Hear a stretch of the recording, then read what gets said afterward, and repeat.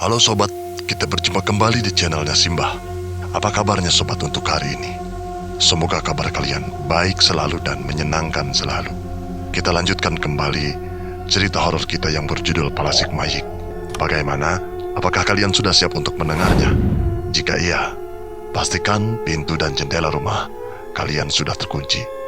Jika sudah, pasang headset kalian. Kita simak ceritanya.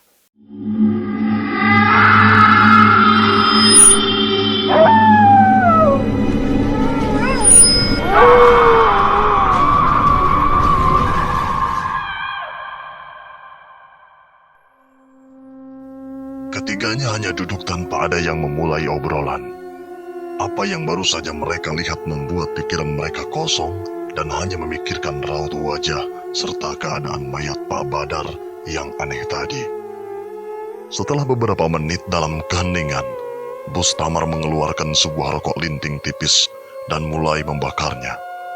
Setelah 2 hingga 3 hisapan untuk mencari ketenangan, barulah ia mulai berbicara.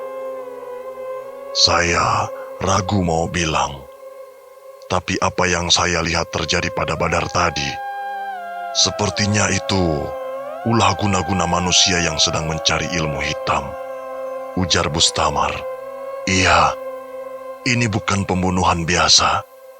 Tidak mungkin orang yang meninggal kehabisan darah, tapi tubuhnya bisa seperti itu, komentar Syahrel. Bustamar mengangguk setuju. Sementara Suja tidak bisa berkomentar banyak dan hanya berada di sana sebagai pendengar dan bukan di level kedua orang yang ada di hadapannya sekarang. Kamu tahu ilmu apa yang bisa membuat tubuh orang menjadi seperti itu, Rel? Tanya Bustamar sambil menghisap lagi rokoknya dalam-dalam. Suja membaca gelagat keraguan dan kecemasan Bustamar dari caranya menghisap rokok saat itu. Tidak tahu, Bang, jawab Syahrel. Yang seperti itu terakhir saya tahu hanya ada saat saya masih muda dulu. Saya tidak menyangka yang seperti itu masih ada di zaman seperti sekarang. Kenang Bustamar. Apa namanya, Bang? Tanya Syahrel. Bustamar menghisap kembali rokoknya dalam-dalam hingga bara api di ujungnya berpijar. Sesekali ia menghela napas dan memandang jauh ke jalanan yang berada beberapa meter dari teras rumah itu. Semoga saya salah. Semoga yang sebenarnya terjadi bukan seperti yang saya pikirkan. Tapi sebatas pengetahuan saya, itu tanda ada pelaku palasik mayat di kampung kita, ujar Bustamar dengan tatapan serius. Palasik mayit? Iya, yang terburuk dari yang terburuk, ujar Bustamar. Tapi ilmu palasik mayat sudah lama punah kan, Bang? Apalagi sejak kejadian kakek-kakek kita dulu, bantah Syahrel. Bustamar mendelik ke arah Syahrel.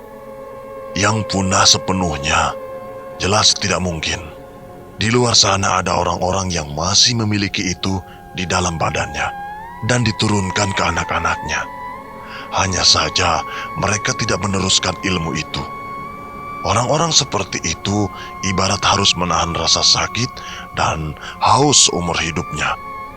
Tapi coba saya tanya kau, kalau kau sudah mau mati karena kehausan, dan pilihannya antara kau minum air senimu sendiri atau mati kehausan, maka yang mana kau akan pilih? Tanya Bustamar. Saya akan minum air kencing saya sendiri, jawab Syahrel. Seperti itulah yang terjadi pada para palasik mayit. Kalau dia tidak bisa menahan rasa hausnya lagi, pilihan mereka hanya mati atau melanggar dan kembali menjadi palasik mayit, jelas Bustamar. Kalau memang masih ada orang yang menjadi palasik, apa kejadian 8 tahun lalu akan terulang lagi karena ini? Bustamar menggeleng. Tidak akan, selama saya masih menjadi pusaka alam. Perjanjian itu tidak akan berubah sama sekali antara kita, yakin Bustamar sambil membenamkan bara api rokoknya ke asbak. Fajri menguap sambil menyusun buku-buku untuk persiapan sekolah ke dalam tas milik ayahnya. Tidur sana. Besok sekolah hari pertama. Jangan malah ketiduran di kelas. Ledek Taufik. Iya bang. Ini siap-siap dulu. Jawab Bajri sambil memastikan ia membawa cukup buku dan alat tulis untuk sekolah besok. Setelah memastikan semuanya lengkap, Bajri menyandarkan tas hitam peninggalan Kanda itu ke sudut ruangan. Lalu ia naik ke atas kasur. Duluan ya bang, ucapnya sambil perlahan menutup pintu. Ya, jawab Taufik sambil meneruskan sedikit pekerjaannya menggosok tanah di ubi jalar agar cukup bersih dan menarik untuk dijual besok. Setelah hampir setengah jam, akhirnya pekerjaan Taufik selesai. Seluruh ubi jalar yang akan ia jual besok sudah ia pindahkan ke keranjang motornya. Seperti kebiasaannya, Taufik akan mencuci kaki dan wajahnya sebelum tidur. Namun kali ini ia memastikan kakinya benar-benar bersih ketika akan tidur. Selanjutnya, ia mematikan satu persatu lampu petromak dan hanya menyisakan satu di tengah-tengah ruangan tempat ia tidur. Ia menarik selimut sambil tersenyum membayangkan hari esok. Bukan hanya Bajri yang senang bisa kembali bersekolah, namun Taufik juga merasa bangga dan senang bisa menjadi tulang punggung dan menyekolahkan adiknya itu sebagaimana apa yang diamanahkan Kanda setiap membahas soal masa depan. Sayang, sebelum memasuki pagi yang bersemangat itu, Taufik harus melalui hal aneh lagi. Mimpi di ruangan gelap dengan peti-peti mayat yang terus berulang hampir setiap hari. Kali ini Taufik sudah berdiri di hadapan dua pria yang selalu muncul di mimpinya. Namun berbeda dengan sebelumnya. Kali ini ada 3 peti di antara mereka bertiga. 2 dalam keadaan terbuka dan kosong, sedangkan 1 lagi dalam keadaan tertutup. Dengan ini kamu bisa cukup untuk 1 minggu, sebelum menemukan yang lain, ujar pria tua sambil membuka peti kayu berisi mayat itu. Di dalamnya terdapat sesosok mayat yang sudah hancur dan dikuliti. Warna dagingnya gelap kemerahan dan basah. Di sisi onggokan daging itu ada tumpukan kulit yang dibiarkan masih berbentuk utuh seperti manusia. Kalau bukan karena adanya kulit serta kedua potongan telapak tangan dan kaki manusia di sisi kanan dan kiri gundukan daging itu, mungkin orang yang melihatnya bisa mengira itu adalah daging hewan ternak biasa. Tanpa diperintah, Taufik mulai mengunyah beberapa daging merah yang tersaji di depannya. Taufik mengunyahnya dengan lahap, bagian otot-otot yang keras ia kunyah-kunyah, hingga darah yang terkandung di dalamnya pecah dan mengalir di dagu Taufik. Saat Taufik sedang sibuk dengan santapannya, tiba-tiba pria itu membawa suatu benda yang tertutup kain hitam di tangannya dan meletakkannya di sisi bagian atas peti sambil bertanya, "Apa rasanya membalas dendam kepada orang yang tertawa di atas penderitaan kau, Taufik?" tanyanya. Pria itu lalu menjebakkan kain hitam penutup benda yang ia bawa tadi, dan nampaklah potongan kepala Pak Badar yang sudah terpenggal. Ia lalu meletakkan kepala itu di peti berisi daging tadi. 2 lagi, dan jadilah Palasik Mayik tertinggi, ujarnya sambil tersenyum. Dek, mata Taufik langsung terbuka dari tidurnya. Dengan keringat bercucuran, meskipun kondisi suhu di luar sedang dingin, ia segera memeriksa kakinya. Ia mengira kemarin ia bangun dalam keadaan berkeringat dan kaki kotor karena ia berjalan sambil tertidur. Namun kali ini kedua kakinya masih bersih seperti seharusnya. Taufik mengusap wajahnya.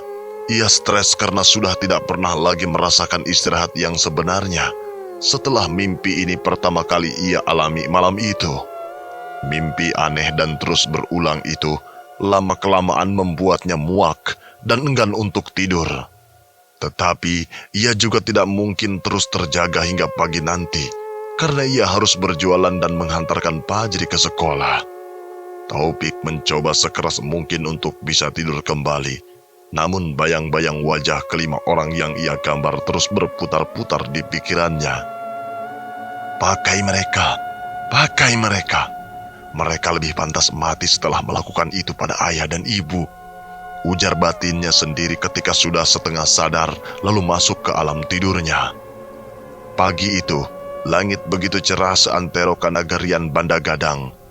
Namun agaknya, hal itu masih kalah cerah dengan wajah berseri-seri Fajri yang sudah sangat bersemangat untuk kembali bersekolah dan membuka kembali peluangnya untuk bisa bekerja seperti cita-citanya.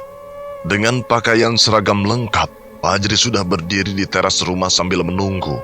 Taufik mengeluarkan motornya yang sudah dilengkapi 2 keranjang besar di sisi kanan dan kiri untuk mengangkut hasil panen kebunnya Toti. Maaf ya, jadi pagi sekali berangkatnya. Karena ini hari pasar. Ini bisa-bisa kamu yang buka pintu kelas sepertinya. Canda Taufik.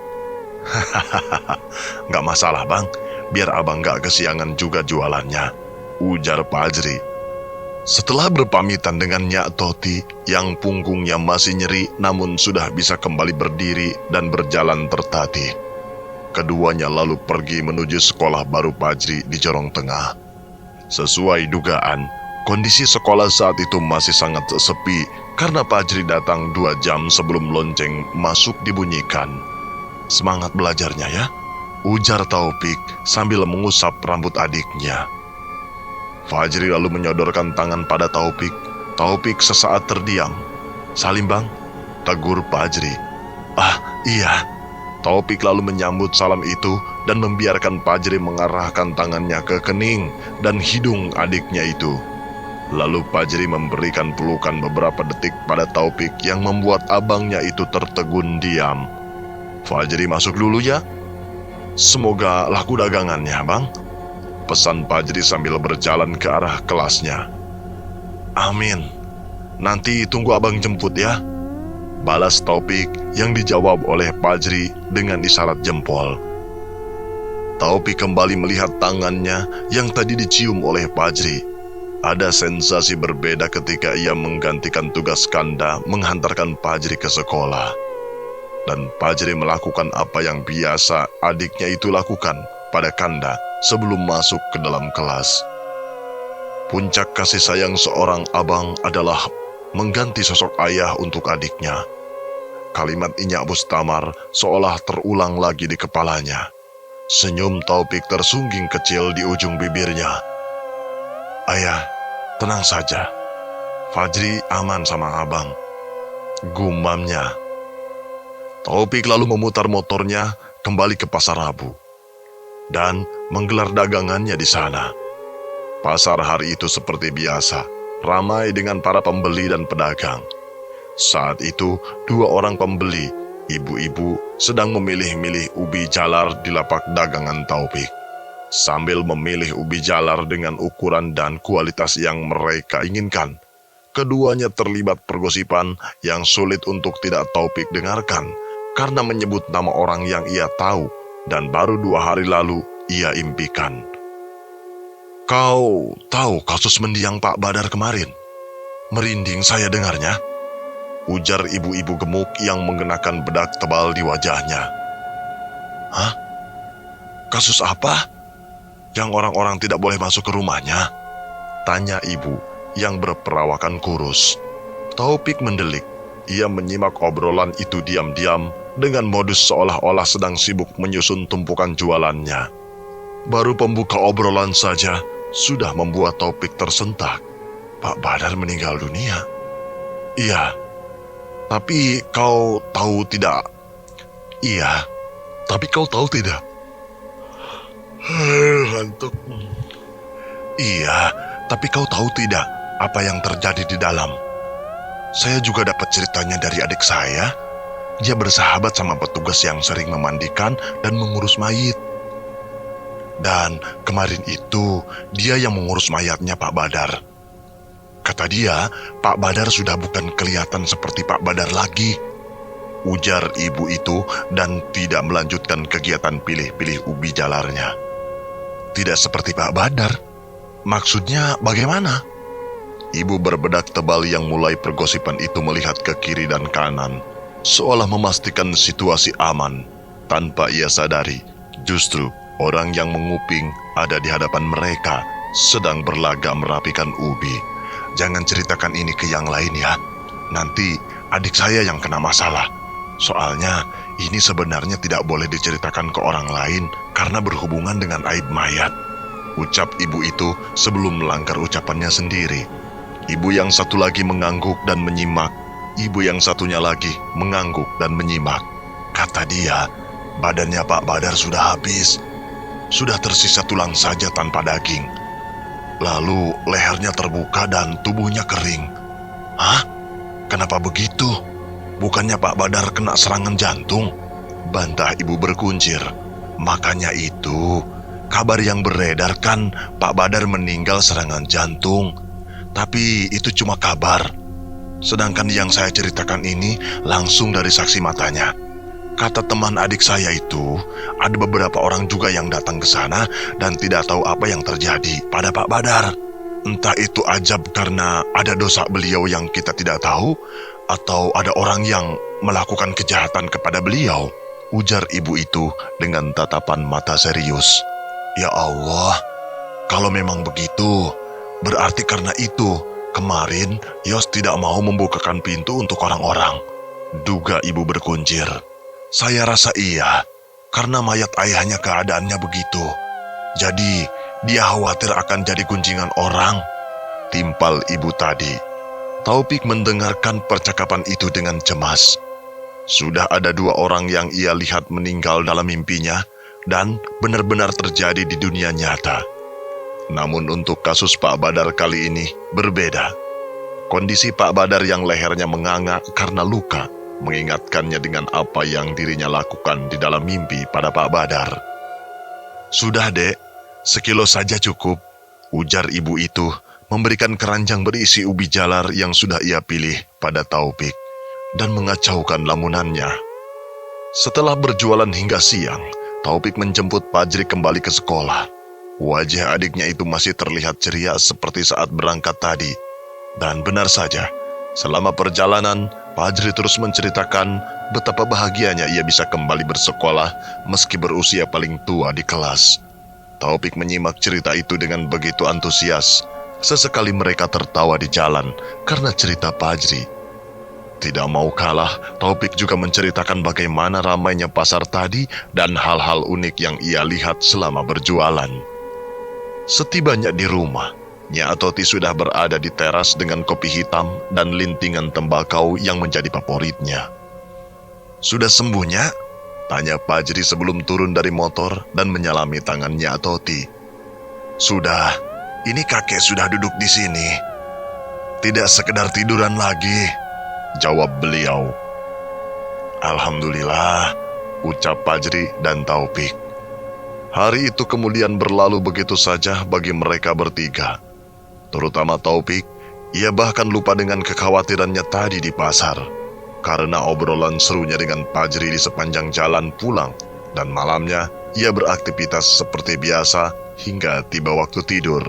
Namun lagi-lagi, mimpi aneh itu datang. Dalam mimpi Taufik, dan seolah mengingatkannya kembali tentang kejanggalan rentetan peristiwa selama beberapa waktu terakhir.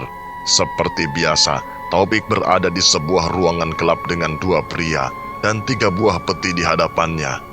2 peti kosong dan 1 diantaranya berisi daging sisa yang belum habis ia makan kemarin. Daging itu penuh lemak berwarna kuning dan ada banyak rembesan darah yang berbercak ke kayu peti itu. Pria tua berjubah lalu memberikan gestur kepada Taufik untuk meneruskan agenda makannya. Ia menunjuk peti berisi onggokan daging mentah dan lemak yang terlihat mulai menghitam. Makanlah dan jadilah palasik mayik nan sabenarnya, ujar pria itu mengulang kalimat yang sering ia sebutkan dalam mimpi tersebut. Taufik kali ini mencoba menolak. Ia memalingkan wajahnya dan mencoba untuk lari. Namun tubuhnya tertahan, bahkan seolah dipaksa untuk berbalik dan terus memakan daging itu. Ia mencoba menahan tubuhnya dan berlari menjauh. Namun kepalanya terasa seperti dipegangi dari belakang, lalu dijambak agar berbalik menghadap peti mayat itu. Taufik masih mencoba menahan langkahnya, karena sadar yang ia makan adalah daging bangkai basah yang mulai membusuk.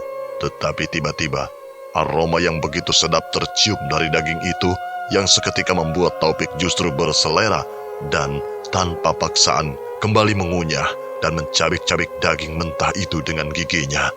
Pada akhirnya, Taufik gagal dan memakan daging itu bagaikan binatang liar. Dengan darah yang membasahi bibir mengalir ke lehernya, Taufik begitu lahap memakan daging itu tanpa ragu. Namun, cring-cring, suara rantai besi yang saling beradu terdengar dari jarak yang agak jauh. "Taufik, berhenti!" Pekik suara dari dalam kegelapan. Taufik sejenak menghentikan agenda makannya. Ia melihat ke kanan dan kiri, mencari sumber suara itu. Tapi tak lama, karena tidak adanya pekikan susulan, Taufik melanjutkannya. Kali ini, ia tertarik dengan potongan kepala Badar yang begitu menjijikan. Tapi sebuah dorongan mengatakan itu adalah bagian paling enak untuk dimakan. Taufik mencolokkan kedua jarinya ke dalam kelopak mata kepala Badar dan menarik bola mata Badar keluar. Lalu tanpa keraguan, Taufik menyuapkannya ke mulut dan menggigitnya hingga cairan di dalam bola itu pecah seperti isian gula merah di dalam klepon. Esoknya, Taufik kembali mengantarkan Fajri pergi ke sekolah. Saat hari masih sangat pagi dan lanjut berjualan di pasar Kamis yang berada di perbatasan Jorong Tengah dan Jorong Bawah. Berbeda dengan kemarin, hari ini hampir semua orang yang tanpa sengaja Taufik dengar obrolannya selalu membicarakan kematian tidak wajar Pak Badar. Sepertinya ibu-ibu berbedak tebal kemarin benar-benar menceritakan rahasia yang ia bilang tidak boleh diceritakan ke orang lain. Itu pada orang lain yang juga menceritakannya secara rahasia ke orang lain. Cerita yang tersebar juga semakin berkembang. Orang-orang bahkan mulai menduga-duga siapa pelakunya atau apa penyebabnya. Melihat Pak Badar adalah seorang pengusaha, banyak yang yakin pelakunya adalah saingan bisnis beliau, atau justru sebaliknya, apa yang terjadi padanya adalah akibat selama ini Pak Badar terlibat perjanjian dengan jin untuk mensukseskan setiap usahanya. Namun, ada satu obrolan yang membuat Taufik tertegun. Obrolan itu terjadi antara penjual manggis tua renta di samping lapak Taufik yang penasaran dengan obrolan orang-orang. Salah satu pelanggannya kemudian menjelaskan kabar yang tersebar mengenai Pak Badar. Tetapi pria tua itu memiliki respon yang berbeda dari orang-orang kebanyakan. Dia dibunuh untuk mendapatkan cari kehidupannya. Kerjaan orang yang sedang cari ilmu palasik mayat itu, ucapnya dengan bibir yang gemetar akibat usianya yang renta. Orang yang bercerita lantas bertanya balik pada kakek itu. Namun ia menolak menjelaskannya secara detail, karena itu masih asumsi dan belum tentu benar. Ia hanya menjawab kenapa ia bisa mengatakan Pak Badar tewas karena ulah palasik mayat. Palasik mayat punya dua cara untuk memakan mangsanya. Kalau orang itu sudah mati, dia cukup meminum air bekas mandi jenazahnya saja. Kalau orang itu masih hidup, maka harus dibunuh dulu. Baru darah mayatnya dihisap sampai habis. Tapi sisa mayat yang sudah dimangsa palasik itu bentuknya sama. Badannya kering dan tidak berdaging, ujar kakek itu sebelum memberikan kembalian uang orang yang berbelanja. Sementara itu, di rumah dinasnya, Yos mengalami depresi berat. Yos yang selama ini mendapat fasilitas dan begitu dimanja ayahnya, kini luntang-lantung, seolah kehilangan arah hidup. Dalam kepalanya hanya ada balas dendam. Terlebih, entah sejak kapan warga desa mengetahui kondisi jenazah ayahnya yang janggal. Aib yang ia coba jaga demi kehormatan ayahnya di mata orang-orang justru tersebar begitu saja. Tidak hanya kondisi jenazah Pak Badar yang tersebar dari mulut ke mulut, namun beragam asumsi mengenai sebab kematiannya itu juga meluas. Setiap orang seolah meyakini setidaknya satu di antara dua alasan kematian Pak Badar itu, yakni antara dibunuh orang atau dibunuh jin peliharaannya sendiri. Ucapan-ucapan miring mengenai ayahnya ini yang pada akhirnya membuat Yos geram dan depresi. Orang-orang miskin yang selama ini menengadahkan tangan meminta bantuan ayahnya justru kini menggunjing hal-hal buruk setelah ayahnya meninggal. Namun Yos sadar, semua ini dimulai karena satu orang, yaitu pembunuh ayahnya. Yos bergerak sendirian menuju sebuah rumah dukun di kampung lain untuk meminta diterawang apa yang terjadi pada ayahnya malam itu. Dan siapa pelakunya? Sesuai ucapannya sore kemarin saat di pemakaman, ia ingin menghabisi pelaku pembunuh ayahnya dengan tangannya sendiri. Jadi, siapa pelakunya? Tagih Yos pada dukun sakti yang ia sambangi. Saya tidak bisa melihat wajah pelakunya. Tapi memang ayahmu dibunuh, dan dia dimakan oleh pelakunya. Jelas dukun itu dimakan. Iya, daging dan semua sari-sari tubuh ayahmu dimakan oleh orang itu. Ini bagian dari praktik yang dilakukan seorang pelaku ilmu hitam. Gigi Yos bergemeretak. Siapa pelakunya? Bentak Yos. Saya tidak bisa melihat wajahnya. Pandangan saya terhalang. Ujar dukun itu lagi. Yos merogoh sakunya dan melemparkan segenggam uang ke hadapan dukun itu. Ambil dan minta berapapun kau mau. Berikan saya petunjuk dan sebutkan siapa pelakunya. Ancam Yos. Melihat banyaknya rupiah yang dimiliki kliennya, dukun itu berusaha lebih keras lagi. Ia memejamkan matanya dan membisikkan sesuatu melalui mulutnya. Namun hingga ia mengerahkan semua yang ia punya, wajah pelaku pembunuhan kliennya ini masih gelap dan terhalang awan hitam. Tetapi tiba-tiba ia menyadari sesuatu. Skop, ujar dukun itu sambil membuka matanya. Skop, tanya Yos. Ya, periksa dapurmu dan lihat skop tanah yang hilang di sana. Pelaku pembunuh ayahmu menggunakan itu untuk menusuk leher ayahmu dan membawanya pergi. Siapapun yang di rumahnya ada skop, itu adalah pelakunya. Tapi di mana? Berapa rumah yang harus saya periksa? Saya hanya bisa mengetahuinya sebatas itu. Tapi saran saya, kau harus periksa semua rumah. Yos terlihat menimbang-nimbang, namun semua akan ia perbuat demi membalaskan dendam. Akan saya lakukan. Yos memacu motornya kembali ke rumah dinas dengan tergesa. Sesampainya di rumah, ia melihat ke bagian belakang tempat skop dan peralatan milik para pekerja Pak Badar berada. Namun Yos bahkan tidak tahu ada berapa skop seharusnya di sana. Apalagi untuk mengetahui skop seperti apa yang hilang. Tidak kehabisan akal, Yos selalu memanggil Doni dan orang-orang yang biasa bekerja sawah dan kebun milik mendiang ayahnya. Mereka diminta untuk memeriksa keberadaan skop yang biasa mereka pakai dan apakah skop itu ada di sana atau tidak. Mereka tentunya bingung dengan permintaan itu, apalagi keadaan Yos yang biasanya rapi dan klimis, kini terlihat kusut dan membuat mereka khawatir dengan kesehatan mentalnya. Namun karena ini adalah perintah Yos yang juga adalah bos mereka, para pekerja itu pun menurut. Satu persatu mereka mengambil skop dan peralatan yang biasa mereka pakai. Namun satu orang tidak berhasil menemukan skop yang biasa ia pakai. Dan orang itu adalah Doni. Yos refleks mencengkram kerah baju Doni. Kepalan tangannya mengeras dan tatapannya murka. Kau yang membunuh ayah saya, hah? Bentak Yos tanpa melonggarkan cengkramannya di kerah Doni. Doni gelagapan. Ia sama sekali tidak mengerti kenapa ia disudutkan seperti itu hanya karena ia tidak menemukan skop yang biasa ia gunakan. Yos, memangnya apa yang kau lakukan? Bantah Doni yang langsung tertuduh demikian. Orang-orang di sana mencoba melerai keduanya yang sama-sama keras. Namun sama seperti Doni, mereka juga tidak paham kenapa Doni diperlakukan demikian dan apa tujuan mereka dikumpulkan saat itu. Jangan menghindar kamu. Orang yang membunuh ayah saya menggunakan skop dari sini. Saya sudah tahu siapa saja yang menyimpan skop itu, dia adalah pembunuh ayah. Bentak Yos dengan wajah memerah akibat emosinya yang meluap. Doni dan para pekerja lainnya terhenyak. Mereka sudah tahu kabar miring tentang kematian tak wajar Pak Badar.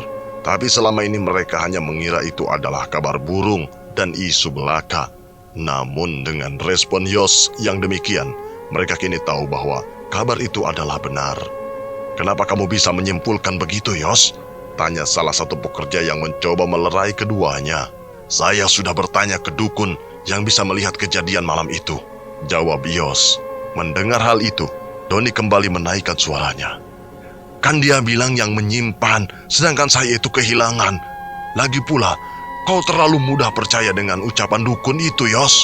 Bentak balik Doni si preman yang enggan tunduk pada siapapun. "Kita pergi ke rumah kau. Kalau sampai ada di sana skop itu, lehermu yang akan saya tebas sampai lepas," ancam Yos dengan masih mendidih. Para pekerja menelan ludah karena khawatir hari ini akan berakhir dengan pertumpahan darah. Namun mereka juga penasaran apakah Doni seperti apa yang disangkakan oleh Yos. "Boleh?" tantang Doni balik. Yos segera berpaling ke para pekerja lain selain Doni. "Apa ciri-ciri skop, Doni?" Salah satu pekerja itu menjawab. "Ujung dekat besi skopnya ada tali ban hitam. Dan ada lubang kecil di ujung gagang yang saya buat untuk menggantung di paku," sambar Doni. Yos melihat kembali ke arah pekerja yang menjelaskan skop tadi. Pekerja itu mengangguk membenarkan apa yang Doni sebutkan mengenai ciri-ciri skop miliknya yang hilang. Rombongan itu lalu pergi ke rumah Doni.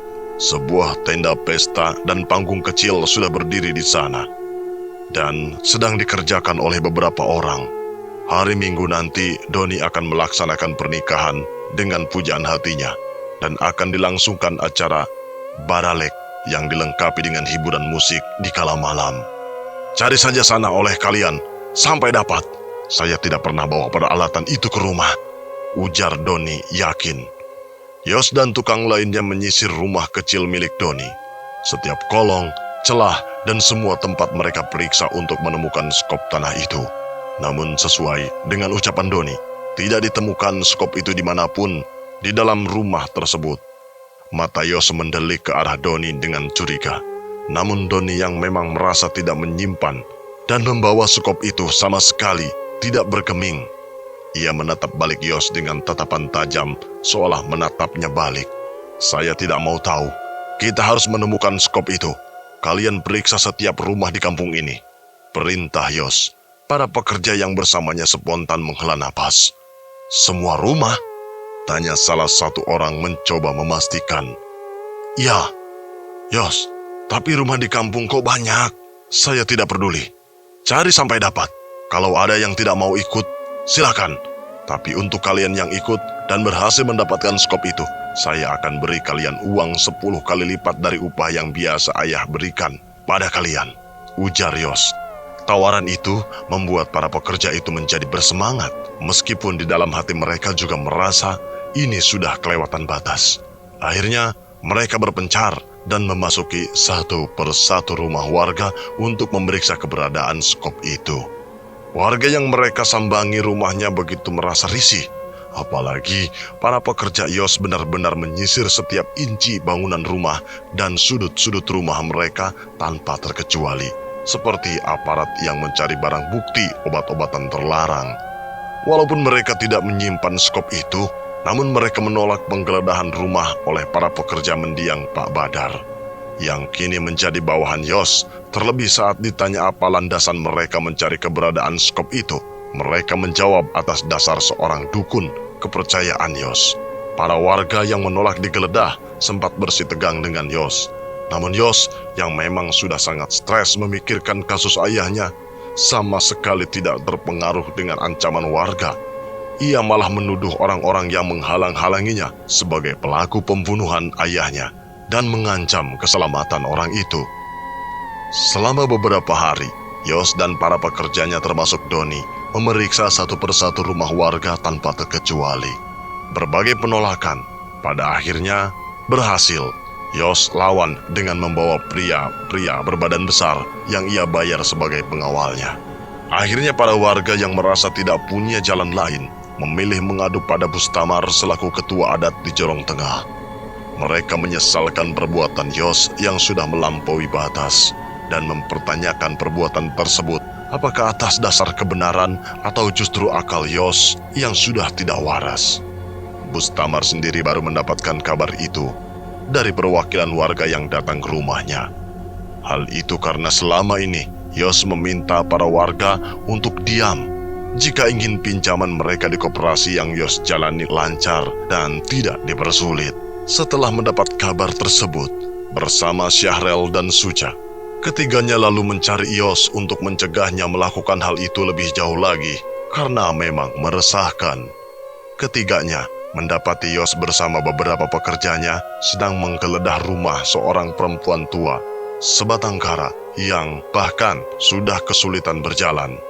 Yos benar-benar menuruti permintaan dukun itu dengan memeriksa semua rumah, meskipun penghuninya tidak memungkinkan untuk melakukan kejahatan.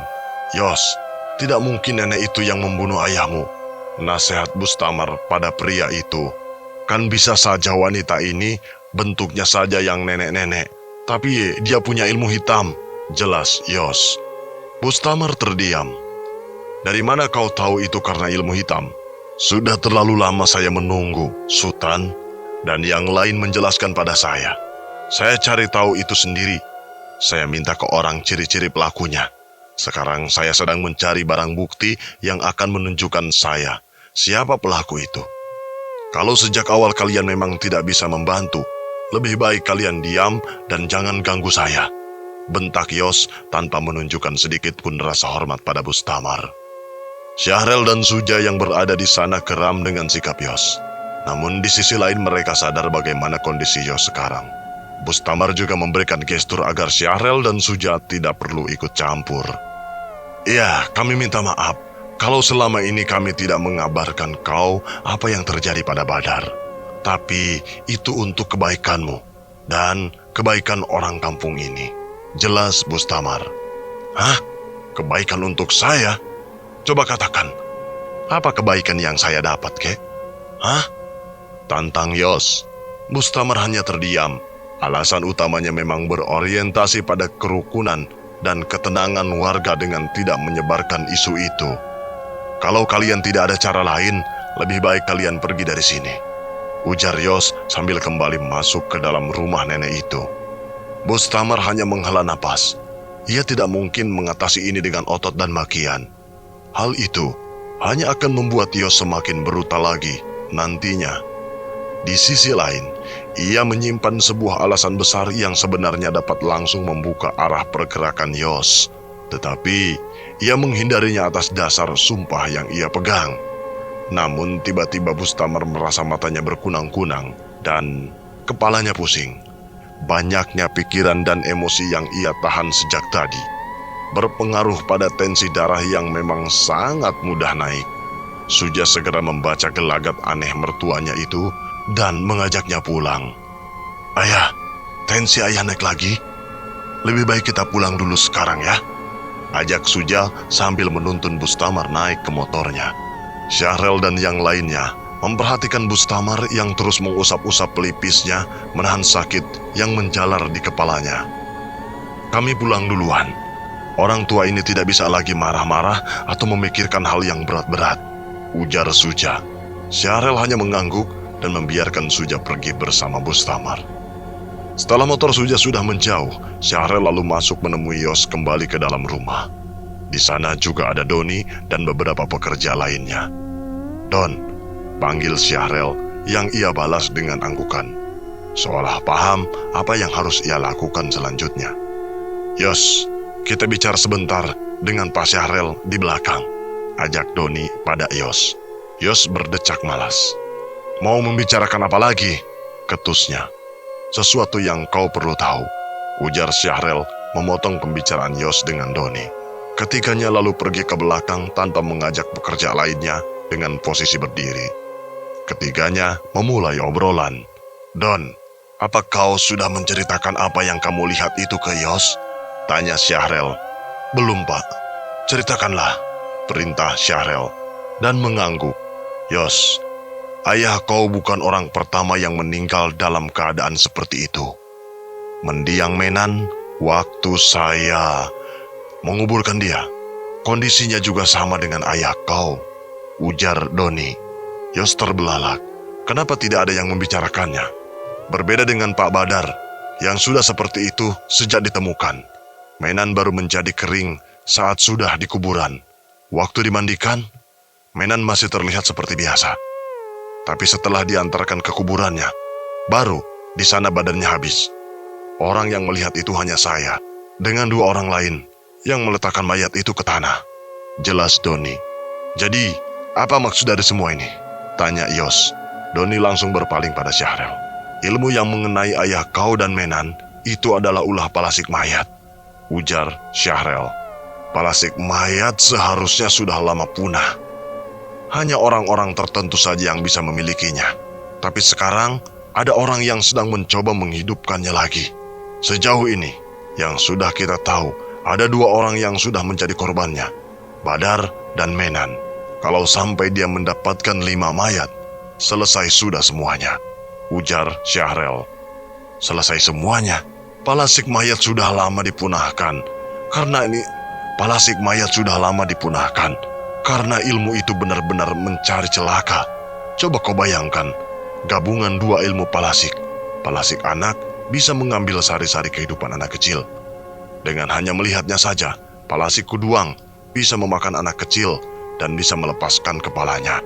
Tapi palasik mayat yang sudah selesai ilmunya, dia bisa membunuh dan memakan sari-sari daging orang dewasa hanya dengan tatapan mata. Dan tidak perlu orang yang hidup, ia juga bisa melakukannya pada orang yang sudah mati. Jelas, Syahrel. Kalau begitu, kita harus cepat menemukan skop itu, Pak. Itu tandanya, kata dukun tempat saya bertanya, ujar Yos dengan gugup setelah mendengar kengerian palasik mayit. Kau akan terlambat kalau hanya mengandalkan itu, Yos. Semakin lama orang semakin tahu kau mencari skop itu. Bukan tidak mungkin, si palasik juga sudah mengetahuinya dan dia membuang skop itu sebelum kau menggeledah rumahnya. Jelas, Syahrel. Yos terhenyak dan lemas. Hal itu sangat masuk akal. Ia bahkan belum memeriksa separuh dari total rumah di Jorong Tengah. Lalu bagaimana cara kita mencegah ini, Pak?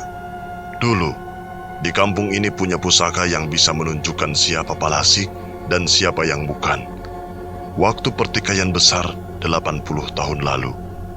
Pusaka itu yang jadi cara penyelesaiannya, hingga memisahkan 2 jorong yang tadinya bersatu. Cerita Syahrel. Di mana? Di mana pusaka itu sekarang? Tanya Yos dengan menggebu-gebu. Dipegang oleh orang yang bergelar Sultan Rajo Pusako Alam. Bustamar, ujar Syahrel. Kenapa tidak mengatakan itu dari tadi, Pak? Kita pergi sekarang ke rumah Sultan. Yos bersemangat. Namun, Yos sama sekali tidak bergerak. Bustamar tidak akan mau memberikan itu. Pusaka alam itu terkait perjanjian antara kedua belah desa yang memisahkan diri satu sama lain. Desa Palasik dan desa orang biasa. Setelah berpisah, pusaka itu tersimpan dan tidak boleh lagi digunakan untuk menjaga perasaan satu sama lain. Jelas, Syahrel. Lalu bagaimana, Pak? Tanya Doni yang dari tadi hanya menyimak obrolan keduanya. Pusaka itu hanya akan jadi barang usang jika tetap di tangan Bustamar. Manusia pelupa dan pengecut itu sudah waktunya menyerahkan pusaka itu ke orang yang lebih tahu mana yang lebih penting antara menjaga hati orang lain dan menjaga negerinya sendiri, ujar Syahrel. Yos dan Doni terdiam. Syahrel yang biasa terlihat tenang, saat itu terlihat begitu emosional. Bahkan baru kali ini, Doni mendengar Syahrel menyebut Bustamar yang selama ini begitu ia hormati dengan sebutan demikian. Sudah waktunya orang tua itu mati, dan barulah kita selesaikan semua anjing-anjing yang tertinggal dari peristiwa 80 tahun dulu, ujar Syahrel. Jangan bilang kalau kita akan membunuh orang lagi, Pak. Saya tidak akan mau seperti itu lagi. Cukup 1 kali saja, dan saya tidak mau lagi, bentak Doni sambil hendak mundur dari obrolan itu. Kali ini kau tidak perlu mengotori tanganmu itu dengan darah, Don. Biar yang kali ini dia mati karena sesuatu yang ia sukai, ujar Syahrel sambil mengeluarkan plastik berisi tembakau di sakunya. Yos terdiam. Apa maksudnya ini, Pak? Ayah kau selama ini tidak pernah menceritakan apa yang terjadi dulu di rumah dinas kau itu selama ini. Rumah itu dulu ditinggali oleh Palasik yang kabur meninggalkan anak-anaknya. Saya tahu itu, jawab Yos. Syahrel tersenyum. Kami tidak mungkin mengulangi kesalahan yang sama yang dilakukan kakek dan ayah kami dahulu dengan membiarkan orang-orang itu lepas hidup, ujar Syahrel. Doni menunduk sambil menghela napasnya. Sekali anak Palasik, tetap Palasik. Terlarang bagi mereka untuk menginjakan kaki di tanah yang sudah dilarang mereka masuk ini, kecam Syahrel. Sementara itu, di tengah perjalanan, pegangan tangan Bustamar yang memeluk Suja perlahan merasa semakin longgar. Suja yang menyadarinya, mencoba memanggil ayah mertuanya itu karena khawatir beliau tertidur dalam posisi masih di atas motor. Ya, namun Bustamar tidak merespon. Suja menepikan motornya sambil memegangi tangan Bustamar erat-erat. Ia turun dan membiarkan Bustamar tetap di kursi motor. Ayah? Ayah kenapa? Bustamar terlihat pucat basi, pandangannya kosong, dan air liurnya menetes keluar tanpa bisa ia kendalikan. Tubuhnya juga terasa dingin ketika Suja memeganginya. Tanpa bertanya apapun lagi, Suja kembali naik ke atas motornya dengan tergesa. Satu tangannya berada di belakang untuk menopang tubuh Bustamar, sementara satu tangannya lagi ia pakai untuk menarik gas dan mengendalikan motornya. Tujuannya tidak lagi ke rumah. Ia pergi keluar dari kampung menuju puskesmas terdekat yang berjarak setengah jam dari Jorong Tengah. Tidak boleh, ayah. Tidak boleh pergi di saat-saat seperti ini.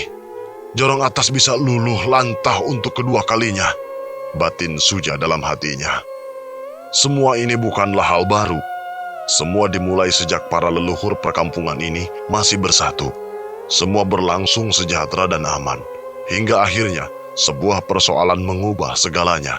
Saat itu, sebuah penyakit aneh menjangkiti banyak warga Banda Gadang. Semua daya dan upaya dilakukan melalui berbagai macam tanaman obat, bahkan hal klinik untuk menyembuhkan penyakit tersebut. Namun hasilnya nihil, dan justru korban terus berlanjutan. Kebuntuan itu akhirnya membuat beberapa orang yang dikenal sakti untuk membuat sebuah cara pengobatan lain yang menyembuhkan orang-orang itu. Sebuah kalimat dari seorang ibu yang rela memberikan kesehatannya agar anaknya sembuh. Akhirnya membuat ilmu ini dicetuskan. Palasik. Sebuah ilmu yang awalnya tanpa ditunjukkan bagi sawah dan makanan itu dimodifikasi untuk mengambil kesehatan orang lain, untuk menopang orang lain yang sedang sakit karena atas persetujuan kedua belah pihak. Namun lama-kelamaan praktik itu berubah menjadi brutal dan jauh dari kata aman. Mereka mengambil tindakan hanya sebatas untuk bertahan hidup, namun membuat diri mereka seolah abadi, tidak menua, dan tidak juga merasakan kelemahan-kelemahan orang biasa di umur mereka. Kasus ini baru berakhir dengan sebuah pembantaian yang membuat satu desa lenyap dan dibuatnya sebuah perjanjian darah. Demikian Sobat ID, cerita horor Palasik Mai kita kali ini. Sampai bertemu kembali di cerita horor berikutnya.